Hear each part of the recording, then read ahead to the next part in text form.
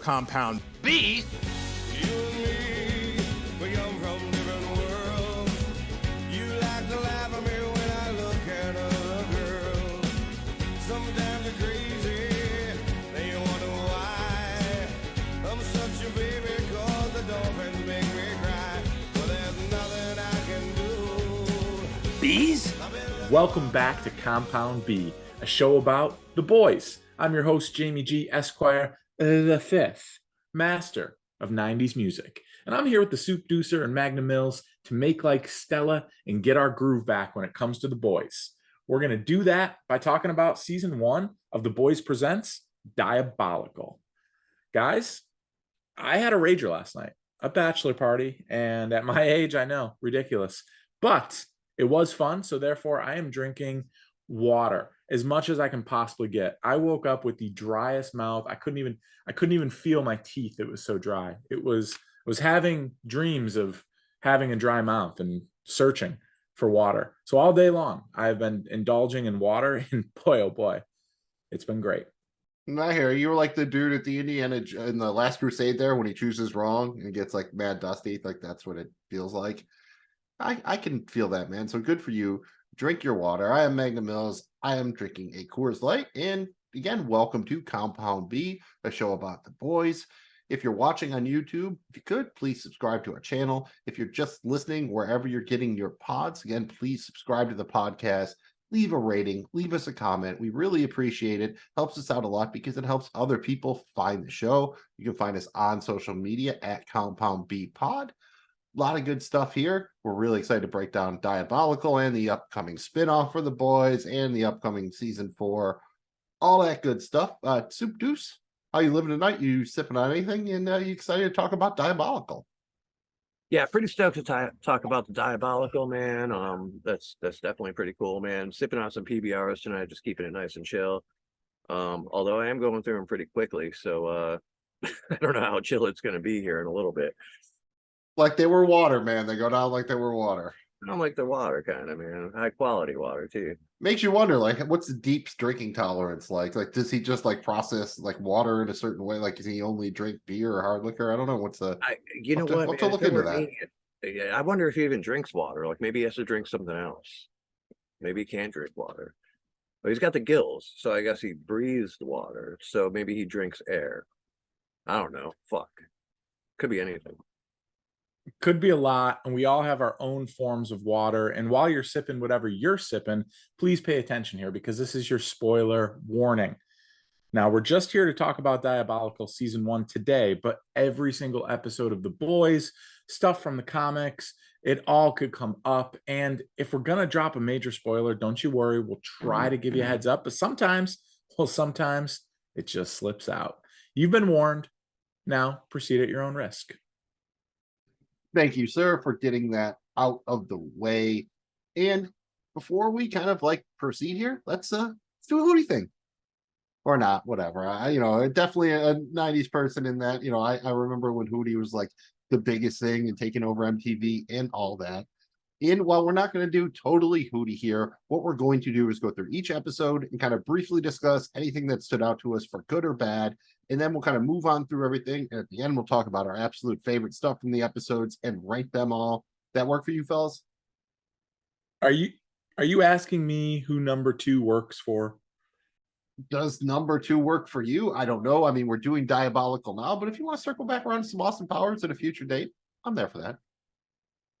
If you just want to do something with Elizabeth Hurley, Heather Graham, and Beyonce, that would also work. And I just got to say too, Heather Graham as Roller Girl in Boogie Nights. Yeah, and apparently none of those women age either because they all basically look the same as they did when they were starring in Austin Powers. So yeah, there are a lot of things I'd like to kind of do with. All right, we're getting off track here. Let's start by breaking down the first episode of season 1 of The Boys Present Diabolical. And no one can say Diabolical like Carl Urban doing Billy Butcher. This is episode 1, Laser Babies Day Out, directed by Crystal Chesney Thompson and Derek Thompson, written by Seth Rogen and Evan Goldberg. The animation style is the classic American short, kind of the Hanna-Barbera style. It was animated by Snipple Animation Studios. In the main cast, even though there are no voices here, is Ben Schwartz as Simon, Fred Tatasciore as Superbrain, and Jenny Yokobori as Laser Baby. And the plot synopsis here: in this non-speaking cartoon, a klutzy lab assistant at Vought International's Vought Adoption Center smuggles a baby with temperamental laser vision powers out of Vought to save it from being terminated. When Vought goes after them, they have to kill multiple guards and Superbrain using the laser powers. Guys, what did you kind of think like of the kind of classic Looney Tunes Hanna-Barbera style here? I mean, I loved it, man. I thought it was a straight up fucking throwback to to like a Tom and Jerry or like a Baby Herman kind of fucking thing. And it reminded you on that, but it was on a little bit more of a gruesome level, but very cool. And I like the progression of it, where like it started out, you had to kind of like, they had to kind of click first, and they weren't really clicking first. They were on the same team, but they weren't really clicking. And then they're towards the end, they were fucking finger bang clicking.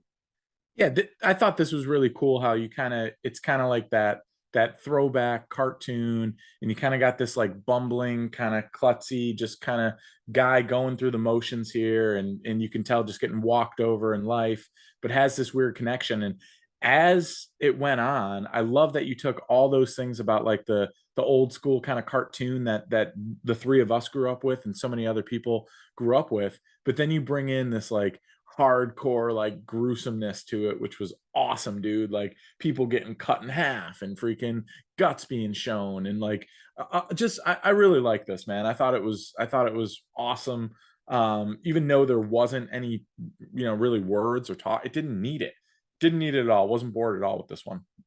That's the Tom and Jerry style, right? Like in most Tom and Jerry cartoons, they would run 7 to 10 minutes and there would be basically no dialogue whatsoever. And the thing that definitely kind of, gave me not flashbacks, but reminded me of, I guess I should say, was the Roger Rabbit kind of cartoon that you open the movie with, and then they did the short, I think it's like Baby's Day Out or whatever, with Baby Herman. But that whole thing, because he's kind of chasing after the thing, the way the baby's chasing after the red ball here, and like you kind of get like the really exaggerated animation, which I think is both cool and something kind of necessary when you don't have the dialogue. Like at the very beginning, like the security guard like fucks with the dude's coffee or whatever, and like the dude's, if you look at actual animation security guard, the dude's fists are bigger than his literal head.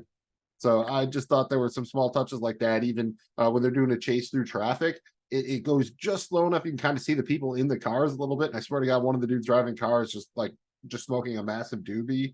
I think there's a lot of smaller touches you could probably catch with the animation if you wanted to go back and frame by frame it or play it at 50% speed or something. That's cool. Good finds in there, Mills. I really appreciate those little hidden Easter eggs, if you will, those gems. Dude, it just, how cute was Laser Baby, right? Like she was just it was just when she when she used her power and then it just like tuckered her out and he like put her to bed. It was like the cutest thing in the world. So, I love kind of I was rooting for him, pulling for you, bud. I was really rooting for him that they would make it. And a couple of times it looked like there was no way out, but I was glad to know that they made it out of that. Hey, I thought it was really well done for the most part, the way they kind of juxtapose like the sweetness with just the overall level of violence. Like you really I don't remember seeing a lot of blood in the Looney Tunes commercials, or to me, the Looney Tunes cartoons. So I kind of like the way they kind of just, juxtapose those two things together, and just, again, a little bit of minor laughs all around. Like I like the idea of the Vought Adoption Center, however things kind of like Vought or whatever. The whole thing with the big gorilla was great, and then with Superbrain, and then at the very end, talk about violence when he gets his head kind of sliced, and then you see him on the ground like trying to put his head and his brain back together. Kind of dark, man. I want to say one classic Looney Tunes animated setting is the under construction skyscraper. It's been used in a ton of different stuff, so I like that they went back to that here. I think it's a real kind of callback to some of those classic Tom and Jerry Hanna-Barbera cartoons. And one last thing here for me, while there wasn't the dialogue and the words, the sound and the Foley work, it was fantastic. Like the sound of his brain like slushing around in that scene you just described, and him trying to scoop it and put it back in the top of his dome. And it was the sound work here as people were exploding and lasers were shooting, holes through people's stomachs and just all that stuff. I thought it was fantastic. All that kind of like the gross stuff, right? Like blood, gush, that kind of stuff. Those sounds really, really, really good. Definitely very violent. Anybody else on Soup? Anything else on the opening episode before we move on? No, I think we've pretty much covered it all, dude. I really enjoyed the the way it was laid out, and just everything about it. Yeah, it was extreme. It was a good way to open the series too, man. Show a little, hey, we don't need to fucking say anything. Let's look at this for Rock and roll, man. Love the classic 2D animation, the Hanna-Barbera style and whatnot. Episode 2 keeps it 2D, but changes it up a little bit when we get an animated short where pissed off Soups kill their parents. Pretty self-explanatory title. This was directed by Parker Simmons, written by Justin Roiland and Ben Bayouth. Animation style is here. The Justin Roiland thing, basically Rick and Morty. You'll know it if you see it, kind of the way the teeth, the eyes, that kind of thing are done. This was animated by Mighty Animation Studio. And the cast is, and forgive me if I mispronounce a couple of these, Zolo Marduena as Agua Aqua, Kayla McLaughlin as Moslo, Eugene Miriam as Dennis Fletcher, Retta as Ghost's mom, Justin Roiland as Papers, Narrator's dad, and Picante's dad, Ben Schwartz as Kingdom's dad, Parker Simmons as Kingdom, and Agua Aqua's dad, Christian Slater as the narrator, Kevin Smith as Boobyface, Keenan Thompson as Moslo's dad, Angela Marie Felipe as Boombox's mom, and Gary Anthony Williams as Ghost's dad. And the plot synopsis is: a group of Soup teens with abnormal powers live in a reclusive facility. After learning the truth about the origin of their powers, following the events of Over the Hill with Swords of 1,000 Men, that's the 3rd episode of season 2 of The Boys, the teens bust out to get revenge on their parents who abandoned them, as one of their own called the narrator tells the viewers about it. After killing most of their parents, with Ghost's dad being the latest victim, Homelander appears and kills the group except for Ghost, who cannot be killed and escapes, vowing to get revenge on her mother, who wished she was never born. The narrator concludes the episode by stating that he managed to kill his dad, cut off his face, and put it on him where he envisioned his father being proud of him. And I mean, very Justin Roiland, right? I mean, yes. I mean, this had so much influence from Rick and Morty. Even the house, right? Some of the houses, they show that shot where it's kind of like an aerial view of like the town and the house with the garage. It looks just like Morty's house. Like, I mean, it's just like a lot of this stuff. Definitely you saw that influence there. But dude, he used a spoon, bro.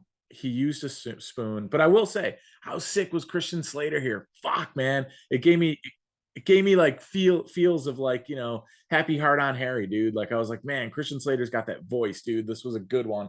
I loved having him in there, dude. Let's bring Christian Slater back as more narrator type shit somewhere. Well, he's already kind of back. He did it on Mr. Robot very famously and very well. But I just got that reference, dude. The spoon thing, that's from Robin Hood, Prince of Thieves, because the sheriff there, like, he threatens to like scoop the dude's heart out with a spoon because it hurts more. Also starred Christian Slater, so I'd almost bet folding money that is a reference to Robin Hood, Prince of Thieves. So nice callback there. And I mean, how great are just the idea of the useless kind of soups here, right? Like, can each of you give me like a useless superpower? Like, for me, it would be like you have the opportunity to make any macaroni into macaroni and cheese. I mean, it's not like useless, but is it really that great? Like, you could just make macaroni and cheese or go buy it somewhere. I wanted them to just keep going on and on and on with different people who have useless superpowers. Like, it was hilarious, dude. Like, there's so many good ones here, man. But like, I mean, how about this? Like, you can read any language, but you can speak no languages. Ooh, that's pretty good. I still think that's useful, though. But well, you can understand it. It's like, if you can't read or write the other language, so like you can only understand it in your head, but you can't actually communicate it. That's like the dude who could like turn into an animal, but like then he gets the mind of an animal, so he forgets like why he turned into the animal in the first place. Yeah, I thought that was a nice fucking and brilliant, like, turn Coke to Pepsi. Who gives a fuck? Or what about That's a great one. Turn Coke to Pepsi. That's a great one. What about being able to fart on command, dude? I mean, that might be kind of cool. I think I know someone who has that superpower. Yeah, people have that superpower. Damn it! So that might be achievable. That might be achievable, dude, through science. I mean, the whole idea of this, I think, is great. And kind of one more around the horn, like obviously Boombox only plays Only Want to Be With You by Hootie and the Blowfish. If you were going to have to give like someone a superpower like that, they could only play one song, what would it be? See, I'll cheat. I'll go first and I'll steal it from Parks and Rec, basically, because it's the song they played in Hell. And that's the old Cars for Kids jingle.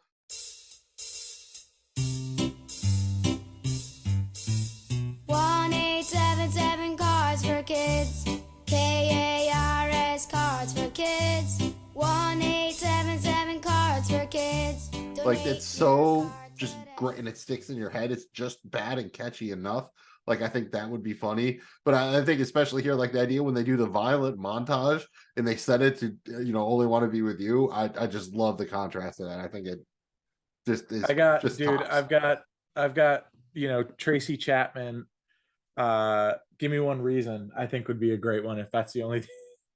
Give me one reason to stay here. And I'll turn right back around. See, I know that I'm flashing back to working in retail and hearing that over and over. And over. Oh yeah.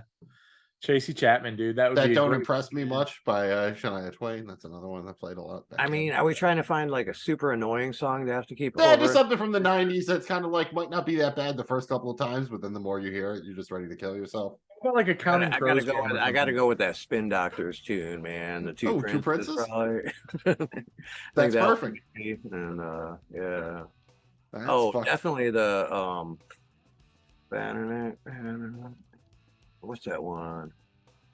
It was like huge in the '90s and shit. It was all over everything. The Haven't Let Your Light Shine Down. Collective Soul, Gel. Collective Soul, yeah. So, that song. Or it might have just been Haven't Let Your Light Shine Down. That might not have actually been. No, that might have been Gel. I forget. But all right, what was better, Picante Balls or Ranch Dressing Cum Squirter? I'm gonna lean Picante Balls only because we got to see him in action. We didn't get to see Ranch Dressing Cum Squirter, kill anybody with. Are you sure? Are you sure about that? Because when we're introduced, they're eating wings and there are little cups of dressing. So are you saying there was a blue cheese cum squirter, or that maybe they were eating the ranch? Well, they weren't from Buffalo, I'll tell you that. They were eating ranch. You gotta have these blue cheese only, but they do that though. The people do that. Unfortunately, they eat wings with ranch. They do it. They Some do. People up there, man, they come blue cheese up there, dude. They come blue cheese, dude. Chunk. But we didn't see him like kill his parents with ranch dressing cum squirter. We did see Picante Balls kill his parents with the dude when he teabags that. That's just, man, it was great, dude. And I love that they did. We brought up Austin Powers a little bit earlier, but it was kind of a shout out to that scene in Austin Powers where he's got the holding the apple in the hand, like the whole thing, or it's like you're just seeing the shadows. Oh, the one when the dude's in front of the steamroller and he's like, no, and you look and he's like 20 feet away still, and the dude is just like, no, and he won't run, and it's going slow, and he has every opportunity in the world to run. The most slow kill was great too when he's choking his dad, and he's just doing it real slow. He's like, what are you doing? Oh, now you're getting it. Good job, son. Wait. Oh, you're going too far. That all worked for me. Picante Balls was hilarious, but when they hit you with ranch dressing cum squirter, I didn't see that one coming, man. When the narrator tells you about him, that's what she said. Wow. When you're like, wait, what is that? Is that ranch? I mean, Hidden Valley, dude. I mean, just everything. Like the dude flashback. Like you've talked about it. Someone shaving half their face. He has a half-shaved face. No one ever references it or whatever. He just randomly has like half a mustache and half a goatee, and we just have to accept that and move on. And then when they bring papers in, that just reminds me, if you ever remember A Bronx Tale, like that's always the bad, like papers, like that dude. I'm like, oh shit, papers. Like that's what I thought of. It's papers, dude. I'm gonna go get the papers. Get the papers. But also shout out to what's the college movie where the dude's dead? Dead Man on Campus? Dead Man on Campus, man. It's like, papers, Josh. Do you have the papers? And he's like dreaming of like having like a big bag of trees or whatever and rolling joints, but instead it's like his like professor asking him for like his thesis paper or whatever. Anyway, I digress. Cheese, man, is clearly brie time, dude. Yeah, or Indiana Jones and the Last Crusade, where the dude's like, papers, please. Like, and he's like, papers, please. Then punches the dude out of the joint. And then everyone's like, oh! And then he's like, no papers. And everyone's like, yo, I got my papers. No ticket. No ticket. No ticket, dude. No ticket. And then they did that on Dogma. Like, that was a callback to it. Spoiler alert here. this may be my top rated episode. I absolutely love this fucking one. Cannot get enough. But Yeah, generally you'll be able to tell by how much time we spend talking about them what our favorite episodes are. Last chance, anything else, or forever hold your peace Yeah, on man. episode? I think a really cool character was the invisible ghost chick, man. Like, Well, she's the one who will come back into it. season 2, I think. Definitely the only one Yeah, who can yeah, come yeah. back into Because season 2. So that would be cool to see, like her revenge Kill Bill style or something like that. yeah, that might be a cool fucking way to go with it or something. But yeah, I think we'll definitely see that resurface. And I think it's an interesting character too, man. You know, I mean, not that they're all of them weren't, you know, kind of, but this one, man, seemed to kind of carry the episode. You know, I would say it would be like the main character of the episode, actually. I think there's potential there for future shit with it, man. But it was cool because like it's like she couldn't like touch anything or like, you know, eat anything, and they're like, yeah, but she's always hungry, which is, I don't know, that gives you like you know, fucking personality or whatever, man. It puts you in touch with the character, but the longevity can't be killed either, man. So yeah, we'll see what happens. I will say her kill scene was awesome when she grabbed the hand of the other dude and like Yeah, pushed the yeah, knife through. yeah. And it was so crazy to watch the knife like poke through the cheek and then cut off the tongue and then get into the other. Like that was a really cool kill scene for her when she kills her dad. And the last thing I want to say about this, though, Mills, is I can't believe nobody mentioned it, but you're about as useful as a set of tits on your face, because the puppy motorboating the shit out of the tit face dude was hilarious to me. I couldn't stop laughing at that. It was so funny, dude. It was like, oh, he just gets in there and starts. At first, I thought he was going to start like milking them or something, or try to like do some breastfeeding thing, but then it ended up in being a motorboat, which was way better. So glad for that. Yeah. Kill the bitch.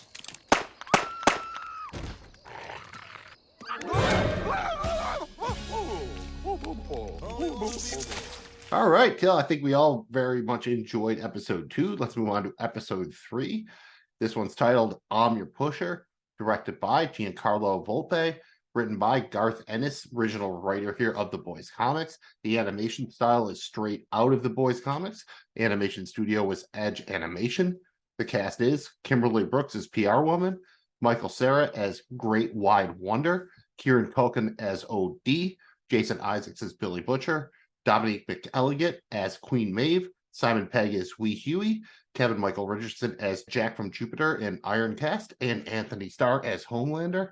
The plot synopsis is: Butcher confronts OD, a drug dealer who deals directly to the Vought Soups and blackmails him into poisoning the Great Wide Wonder, who is set to join the Seven. At his initiation ceremony, which is watched from afar by OD, Butcher, and Wee Huey, a drugged Wonder kills himself and Ironcast, leading Homelander, Queen Maeve, and Jack from Jupiter to cover it up by stating that they have to go and confront the Eagle Galaxis.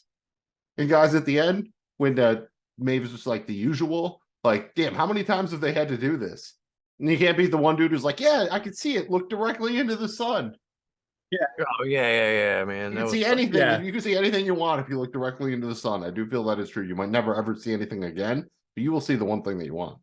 Yeah, you're right, though. It gave the sense like, okay, well, what do we do now? What we always do, and that's blame it on the evil. You know, I thought that was kind of cool, and it kind of shows like some of the evil behind, you know, the soup. So that was kind of a nice little shout out there to the evil soups. But this was great, dude. I enjoyed so much just the whole concept that soups have their own drug dealer just for their own super drugs.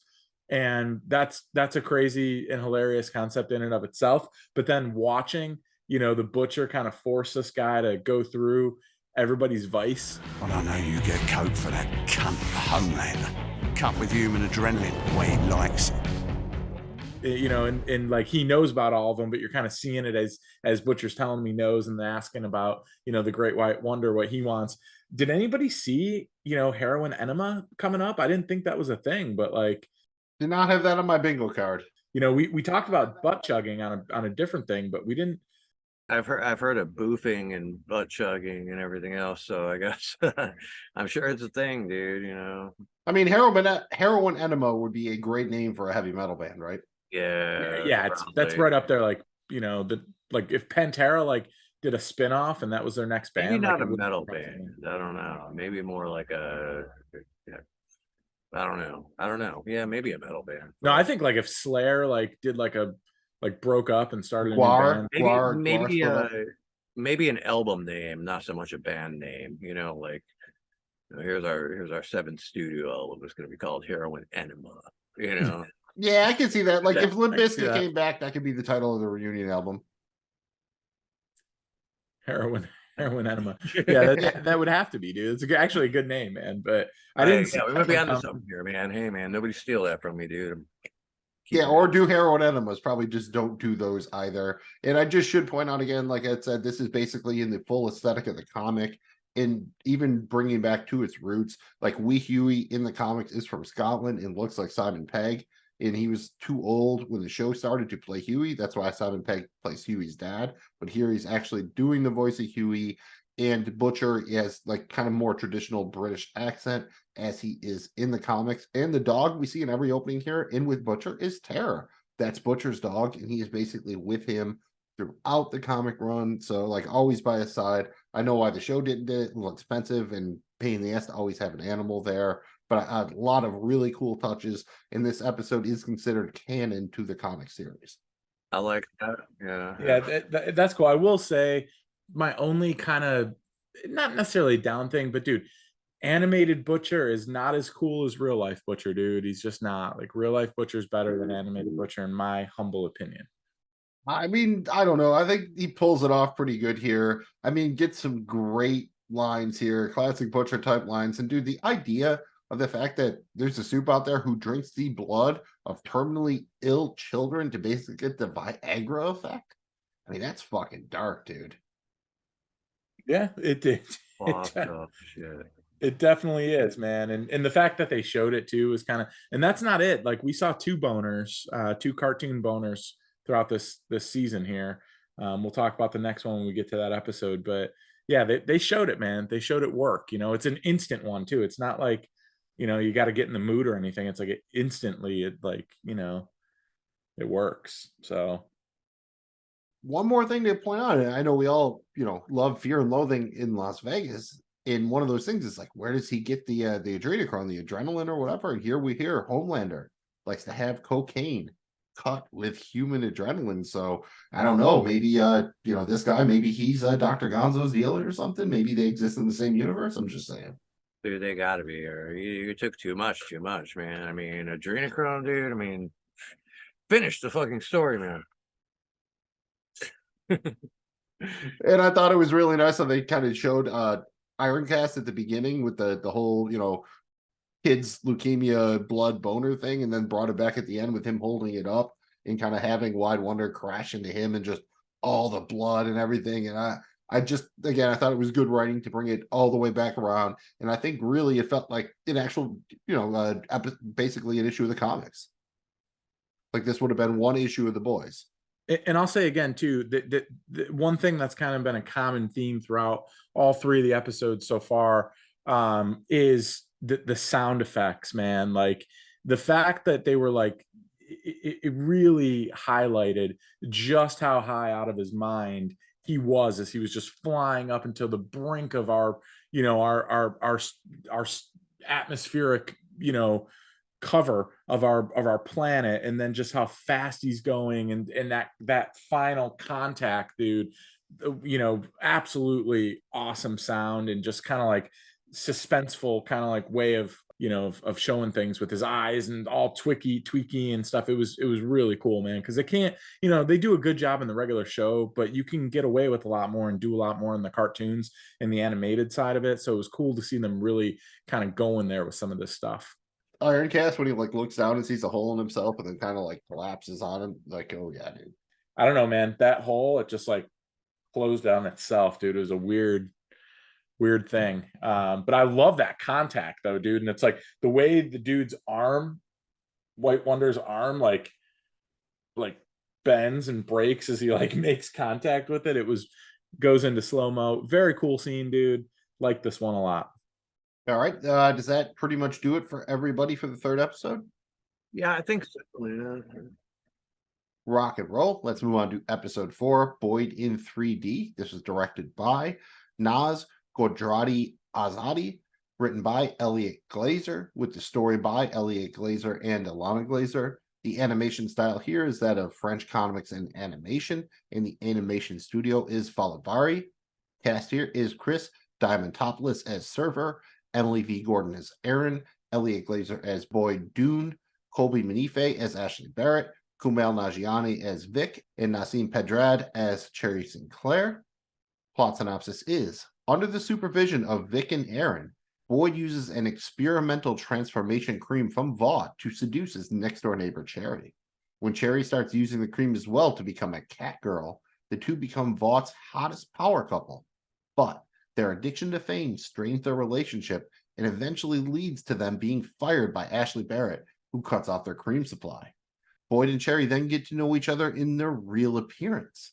But there's a twist ending, and it's revealed that Boyd overdosed on the initial cream and imagined the episode before dying in front of Vic and Aaron. This was an interesting one for me, man. This was like, I think, the most heavily satirical and maybe the most social commentary of any of the episodes. Any thoughts on this one? Yeah, definitely. Right. I mean, it was, I think, kind of spoke to a larger problem that we have in our society about just not being happy with who you are, and this just incessant desire to change everything about you if you could, to be who you think you want to be. But then once you get that, it's like this plastic happiness, this fake thing.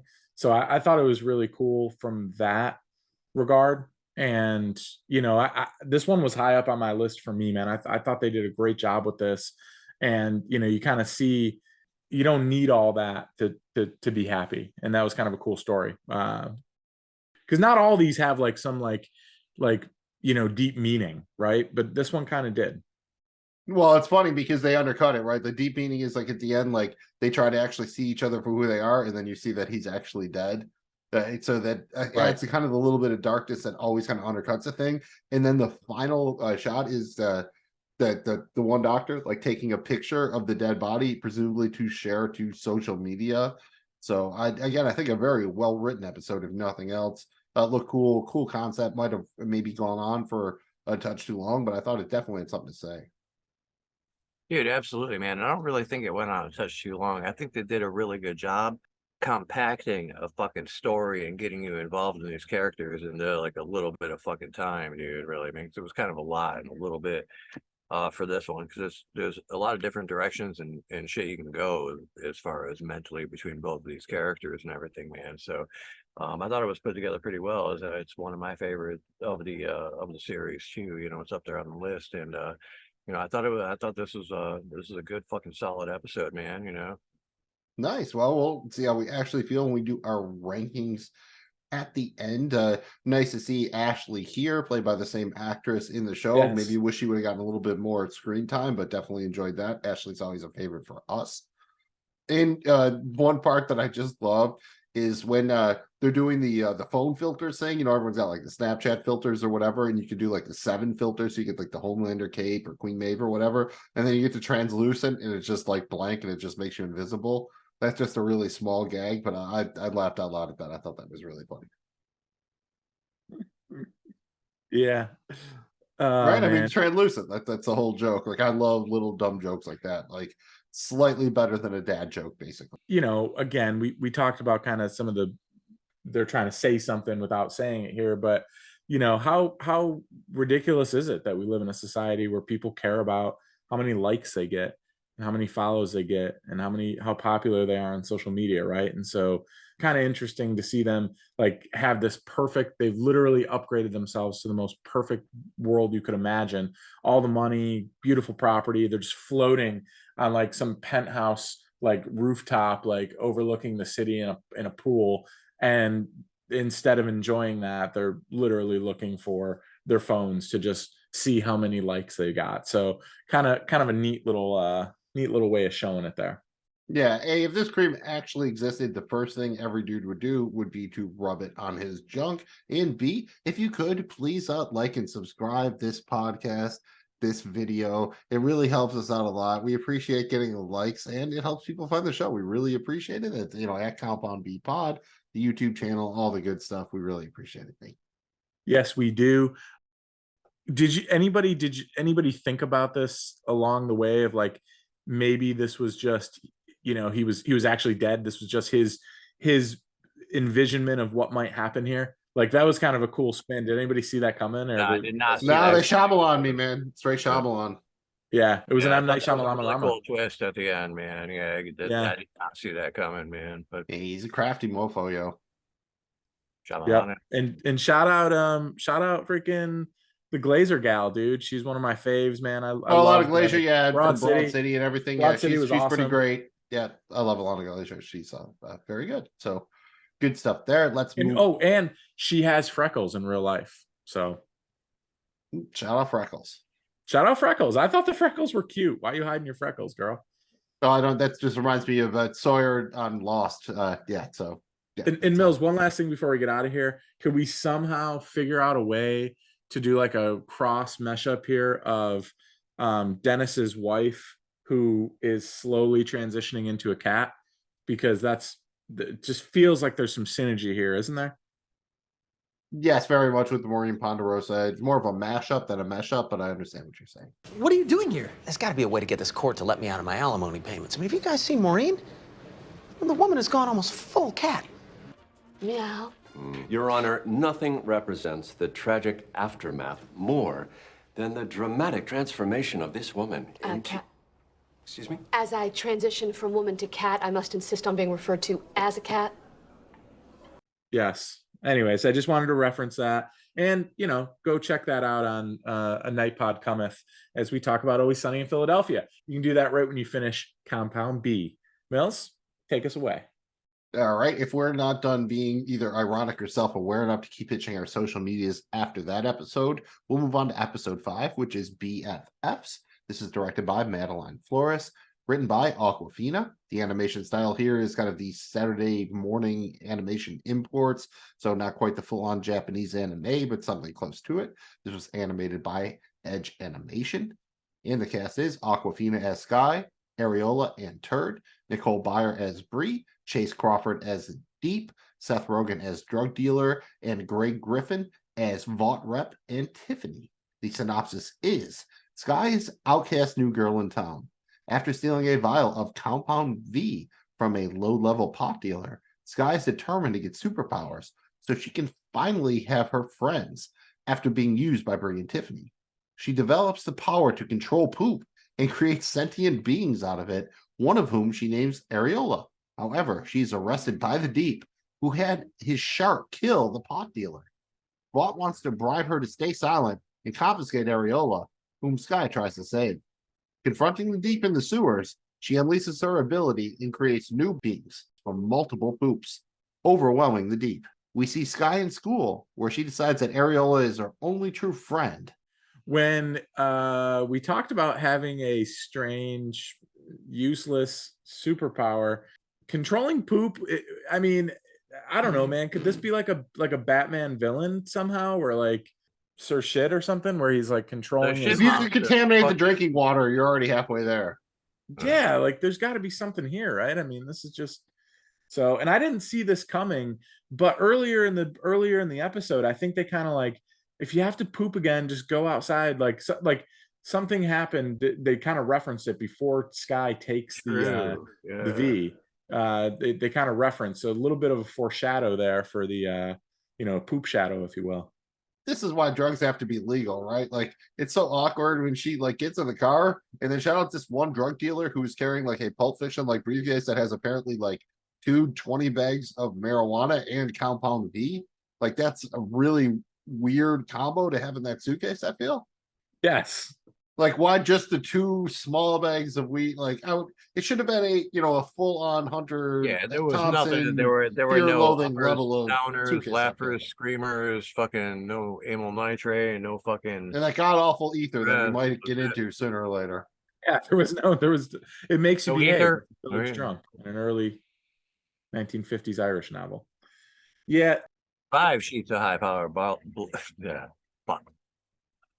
High-powered sheets of Power blotter acid. That's a Yes. tough one, man. High-powered High-powered blotter sheets of acid. blotted Yeah. acid. That's a Here's your tongue half twister, on the man. sunshine. Also, dude. again, another good album title for a metal band, dude. High-powered sheets of blotter acid. Or Jello again, shaker, Limp half Bizkit full of reunion cocaine. album. It's a good companion. That's a good B-side right there. I think basically your mileage will probably vary here and how much you enjoy Aquafina. For me, this felt like a probably good like 5 to 6 minute skit that was stretched out a little bit. I think it was fine. I like Chase Crawford as a deep, especially him getting hit in the eye with the butt plug. I mean, you didn't really bring the butt plug into the superpowers, but it worked out that way.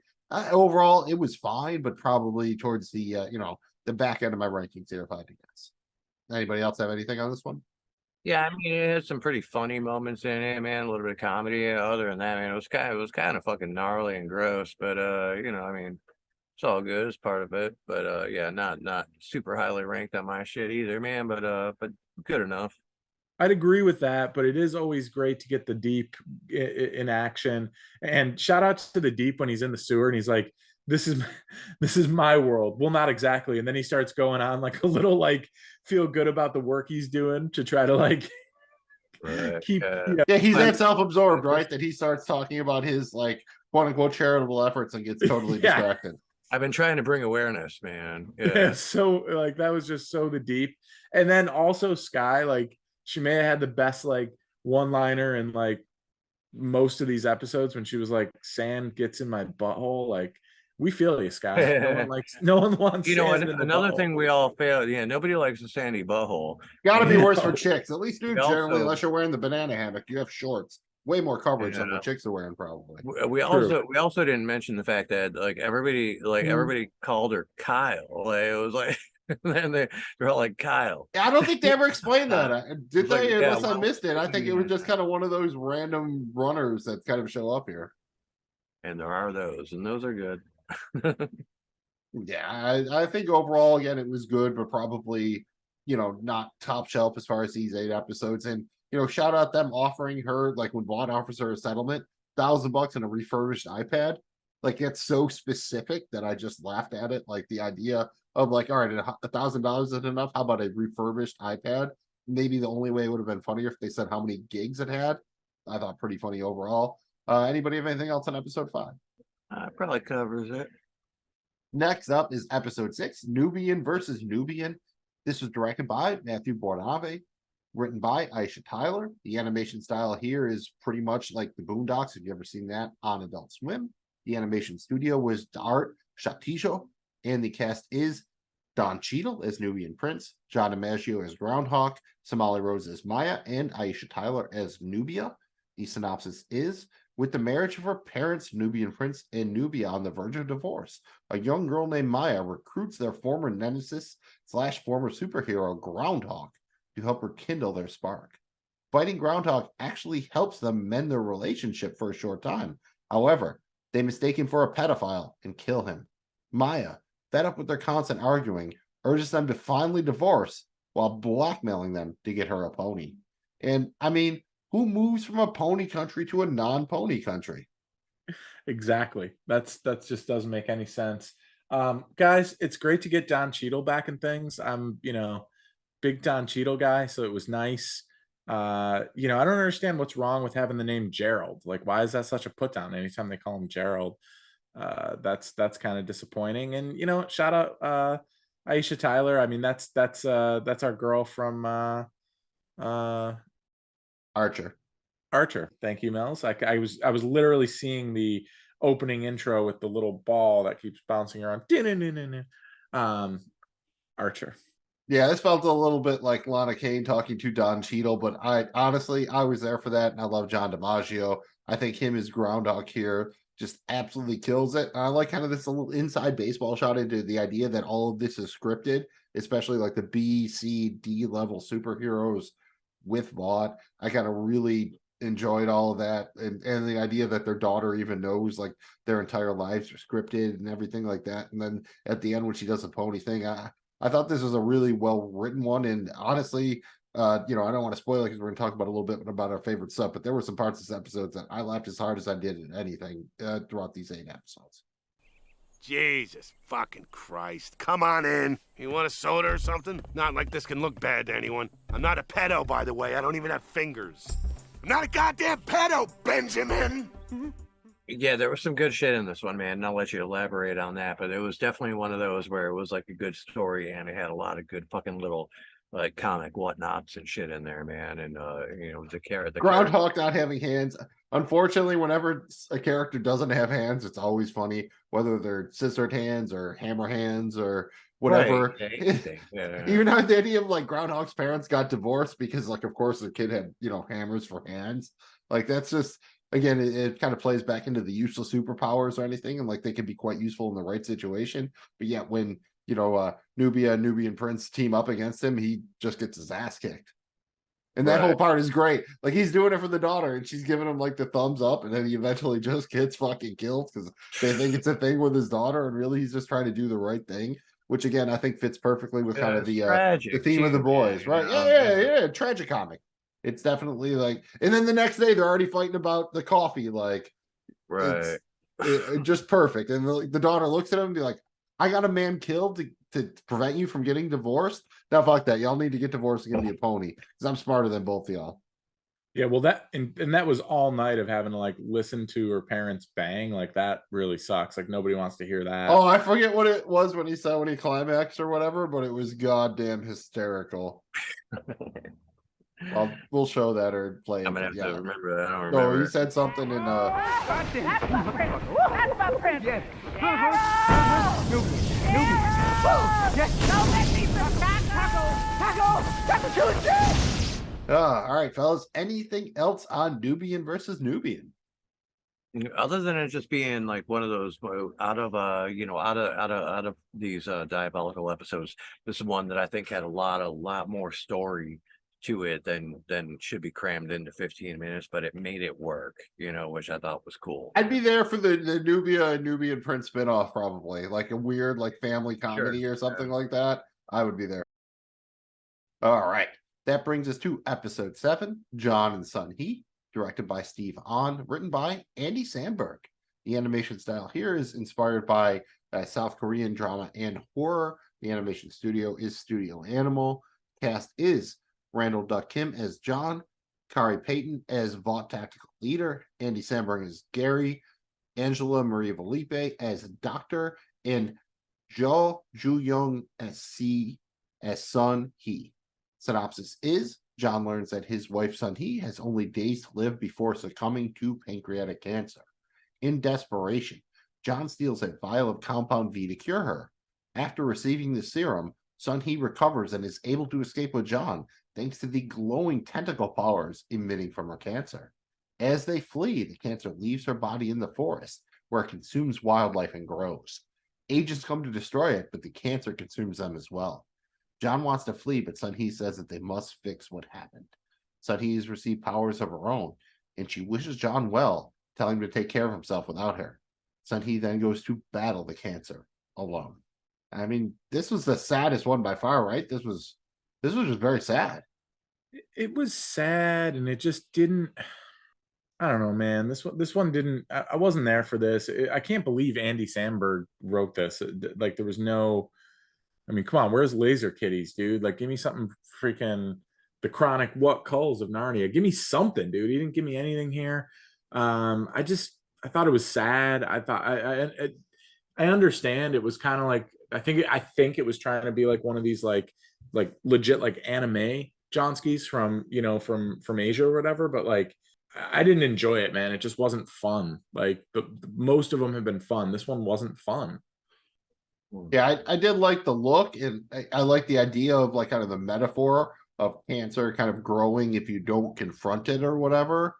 But yeah, I mean, it's a more probably like abstract or something like that than all the other episodes we've seen. Although theoretically, this is supposed to be canon to the show, so I think again the concept of cancer like being its own like supervillain is pretty goddamn scary because cancer's scary. But yeah, you're right. Like, it's not terribly entertaining or whatever. Like, I think it's interesting to think about. It's cool to look at, but it probably would be towards the end of the ones I would rewatch. I mean, I thought the idea and general fucking premise or whatever was pretty fucking out there and well thought out and everything, man. It was, it was pretty cool. But and the the violence and shit in there was pretty fucking solid, dude. It was pretty gory, man. It was one of the gorier ones, dude. A lot of people getting ripped in half and all the forest animals got killed. I was real sad about that. I mean, they didn't do nothing, but hey, the people didn't do nothing either. I don't know, whatever. Either way, yeah, it was a sad episode all around, man. And but I do think that wasn't like I didn't not enjoy it. I didn't think it sucked. It probably wasn't my favorite. I mean, it wasn't my favorite one out of the fucking 8 of them or whatever. But I mean, it was moving. It was a little bit like of a story with like a love story kind of shit. So I mean, it had its moments, man.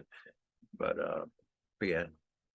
No, it was definitely one of the deeper ones though, man. Out of the episodes. Definitely one of the deeper ones.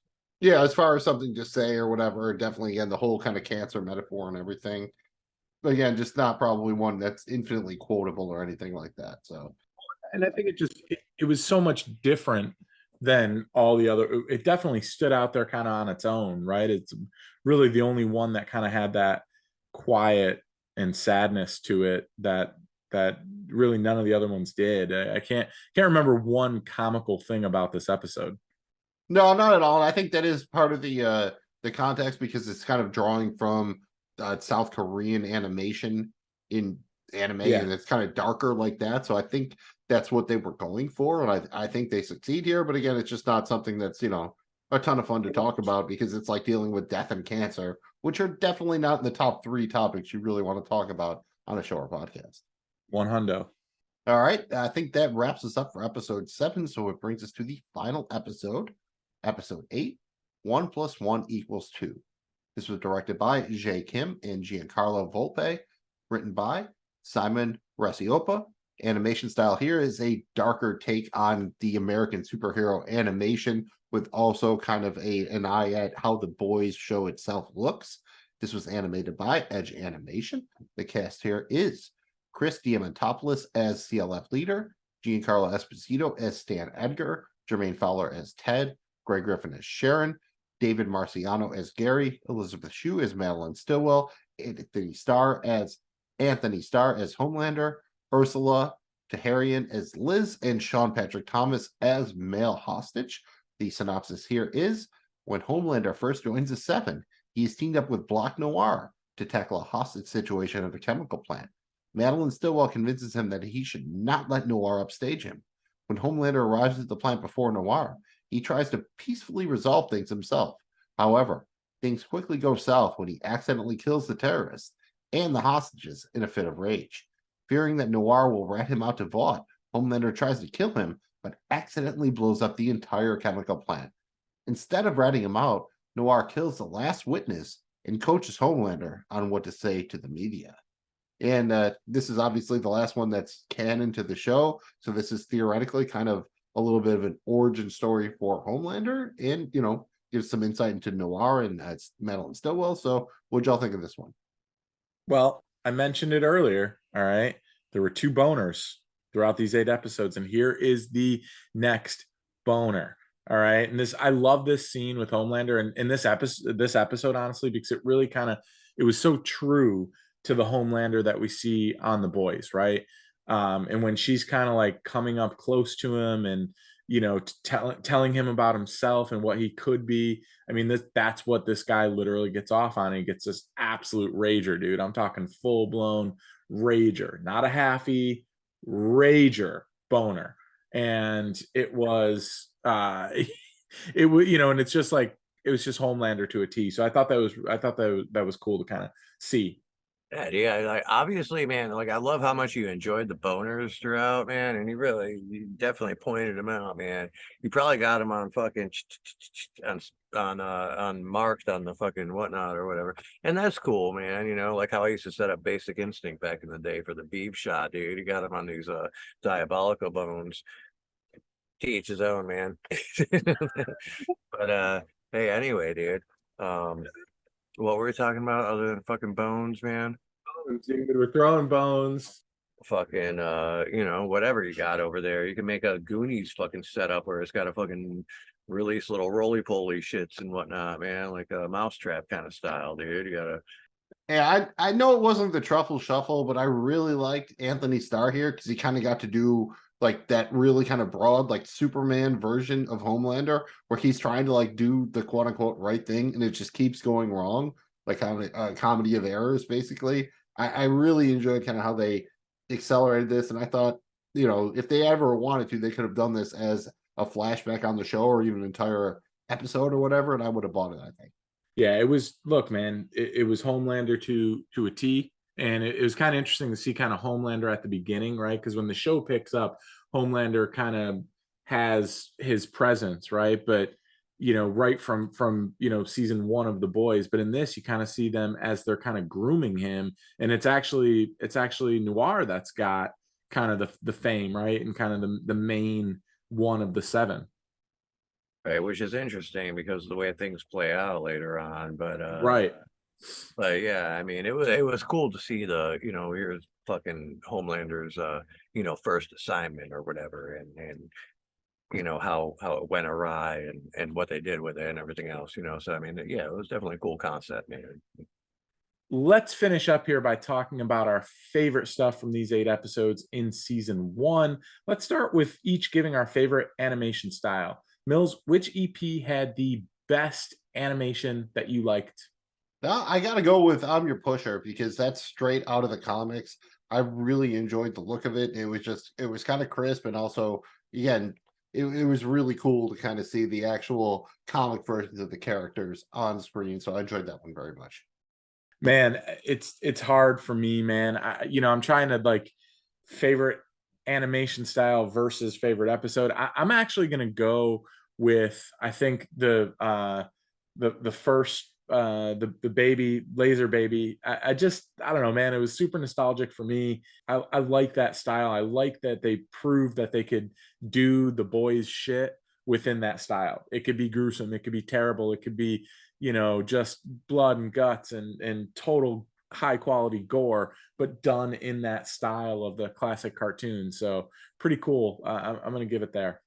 Well, fuck, dude, I'm gonna have to go ahead and just fucking agree with you on that one, man, because I went with the laser baby on that too, man. I enjoyed the animation for that as well. I mean, not that any of them were like terrible or anything, but yeah, that would be the one that was a little bit different in a way. I don't know. I thought it was cool. So Now, let's each give our favorite guest star. Mills, who was your favorite guest star from these 8 episodes? There were a lot of great people involved with this, but I have to go with John DiMaggio. He's a prolific voice actor, probably best known for doing Bender on Futurama, but he was Groundhog in Nubian versus Nubian, and I very much just enjoyed both his scenes with Aisha Tyler and Don Cheadle, and with the actress who played Maya, the daughter. So yeah, going with John DiMaggio as Groundhog from Nubian versus Nubian. Love that one. Jamie G, who you got? Yeah, dude, I gotta give. I referenced him earlier. I gotta give it up to my guy Christian Slater, dude. I mean, Christian Slater as the narrator in episode 2, absolutely awesome, killed it, great voice, perfect for it. And I actually liked how they made his character look when you finally see him. It just hit like Christian Slater's got that voice, dude. And then you see the kid that he is, and it just, I don't know, man, it worked well for me. So give me all the Christian Slater, dude. well, again, that was my fucking one too. So I'm going with you on that road, man. I'm taking that highway as well. Definitely Slater on that, man. All right. Well, we're doing I can't tell if we're doing a bit here where Soup is just taking the ones that I'm taking, or if it's No, you just happen to be going first. it just happens to be happening here. So with that said, I need each of you guys to give me your favorite moment. It could be a scene, it could be a gag, a joke, line, whatever. If you were going to recommend this series to somebody, what are you telling them about to pique their interest? Mills, you're up first here. I alluded to with my favorite guest star, but I'm going the scene in Nubian versus Nubian where John DiMaggio as Groundhog is dealing with Maya, the daughter of the 2 superheroes, and she's like opening cans of soda, and he's talking about the ability not to like open the door or be able to jerk off because he has hammers for hands, and that's why his parents got divorced. And please, I'll give you all this. I'm not taking your money. I'll come over and open sodas for you whenever you want. Fuck, that's worse. I guess I'll have to tell everyone you're a pedo, and you lured me here with a broken VS5. Oh, fucking hell. I knew it looked bad. I laughed basically throughout the entire scene, and I thought it was also kind of like realistic about what would kind of happen if this was really the reality. So I have to go with that. Jamie G, how about yourself? As tempting as it is to go with ranch dressing cum squirter, I am actually going to shift gears here, and I am going to go pusher. I'm your pusher man here, and just that ultimate scene where kind of Butcher and everyone's they're watching, they're watching this happen, and the dude's super hopped up and ends up, killing Iron Cast and himself. Can't fucking do it. I can't fucking do it, because that was going to be what I said again. 3 in a row now. Dude, come on, man. Are you kidding me? Yeah, man, this shit written down on the fucking paper too, man. Like, It's unreal, dude. give me a minute to come up with To another. his credit, he did Banana Nutriminute. He did write it on the fucking paper. It's fucking, it's crazy. He put the work in, and you just stealing the thunder, man. Like you're like the reverse Thor over there, or just Thor steal thunder. I really only know Thor as far as some of Dennis these other Reynolds talks shits, about him. some of this other shit coming up, I wrote like multiple answers for some things. These ones I didn't. That's all right, man. You know what scene? I can come up with a quick scene. Here's my favorite scene. Black Noir writing on the paper for the first time for Homelander to show him what's up, and then they had that connection right there. And we all know where that goes, like further on. But for a whole bunch of other time in between, it's it's a thing that they do. So it's kind of cool to have that initial whatnot of that. Yeah, very cool. Like if you hadn't seen The Boys before, you wouldn't know. Like when Noir has the chick, like if he's saving her and then he like just breaks her neck, and Homelander's like, you can almost hear like Hallelujah play in the background. Right. Yeah. So I'll give it that. I like that scene a lot too. That was a powerful one. So we'll do that one. Nice. All right, guys. Well, now that we got that sorted out, we're going to finish up by giving our overall rankings for these 8 episodes. Mills, we gave you our rankings earlier in the day. Walk us through the final results. All right, we'll do this Drake style, bottom from the top, and I'm not really going to comment too much unless we are all different on something. At number 8, we had BFFs. That's the Aquafina episode. Soup and I both had it at 8. Jamie G, you had it at 6. At number 7, we had John and Sun He. I had it at 6. Jamie G, you had it at 8. Soup had it at 7. At number 6, we had Nubian versus Nubian. I had it all the way up at 3. Jamie G, you had it at 7. Soup had it at 6. We had a tie for 4th between Boyd in 3D and 1 + 1 = 2. I had Boyd in 3D at 7. Jamie G, you had it at 4. Soup had it at 3. And I had 1 + 1 at 4. Jamie G, you had it at 5. Soup also had it at 5. At number 3, we had Laser Baby's Day Out. I had it at 5. Jamie G, you had it at 3. Soup, you had it at 4. At number 2, we had I'm Your Pusher. We all had it at 2. And at number 1, we had an animated short where pissed off Soups kill their parents. We all had it at number 1, and we're not trying to endorse Justin Roiland. We know he's a diddler and he's a groomer. He's been doing very bad things, but this was still like wildly. But I mean, this was just an overall hysterical episode and so random. I think a lot of the things we all love from Rick and Morty and that type of aesthetic. So I kind of get where we got there. I like that we had the same top 2, and I think there was quite a bit of agreement here. And for the most part, I think we all really just enjoyed all these episodes, right? Yeah, man. I think overall it was a fun watch, dude. It was a nice spin-off. It was relatable enough, and there were appearances by a character that tied in really well to the show and that universe, man. And I think it was a nice little fun fucking check out, dude. Yeah, enjoyed it, and I like the fact that the kind of 11 to 14 minute, I think most of them are 12, 13 minutes long. It was absolutely enough to kind of get you there. And dude, pretty much each one was entertaining, had action, had gore, had ridiculous shit that you only see in The Boys, and was funny. So I really enjoyed these a lot. Yes, are we all in agreement? Like we'd like to see more of this, right? For the most part. Like, you can have too many spin-offs where it takes away a little bit from the main show, but I feel like this definitely didn't take anything away from The Boys proper, and maybe added a little bit of context and especially kind of cool Easter eggs from people who read the comics, stuff like that. So I can't see any reason why they wouldn't do season 2. I think there's so many different directions they can go with this and still tie. That's the beauty of this fucking whole The Boys thing, man. There's just a lot that can, I mean, all these little off characters and side stories and whatnot, and I think it's a lot of potential there, and more of it would be cool.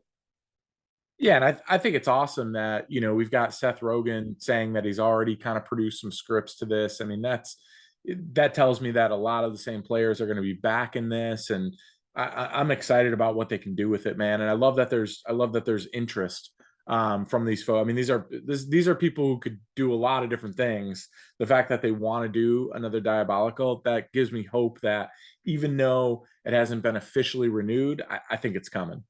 I think that just about does it for season 1 of The Boys Presents Diabolical.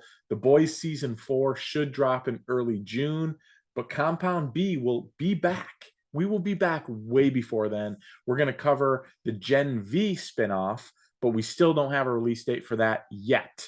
Until we get some new episodes, we're going to probably do a few other things, including maybe go back through, cover season 1, season 2, and make sure you're subscribed to our podcast or our YouTube channel. You don't want to miss a single solitary thing. Mills, could you please remind everyone in the audience where they can find all of our shit? I mean, that just brings up like Armageddon and the Aerosmith, right? Like, you don't want to miss a thing. And that's exactly about where you should be here, like somewhere between Aerosmith's Don't Want to Miss a Thing and Hootie and the Blowfish, like right there. That's our sweet spot. And if you liked what you saw, again, please like, comment, follow, subscribe. You can find our YouTube channel at joeblowfootballshow.com if you're only listening. If you're watching on YouTube, you can find the pod by searching for Compound B, and you can find us on social media at Compound B Pod. Thanks again for checking us out. On behalf of myself, Magnum Mills, Jamie G, and the Soupdeucer, we really appreciate it. This has been Compound B, a show about the boys, presented by the Joe Blow Football Show. We are in no way, shape, or form affiliated with The Boys, Amazon Studios, Sony Pictures Television, Kripke Enterprises, DC Comics, or any other entity. The views expressed here are those of the host and the host only. They do not reflect the views of any other institution, organization, or individual. Thanks again for checking out Compound B, the show about the boys. We'll see you again soon. Ain't Bobby so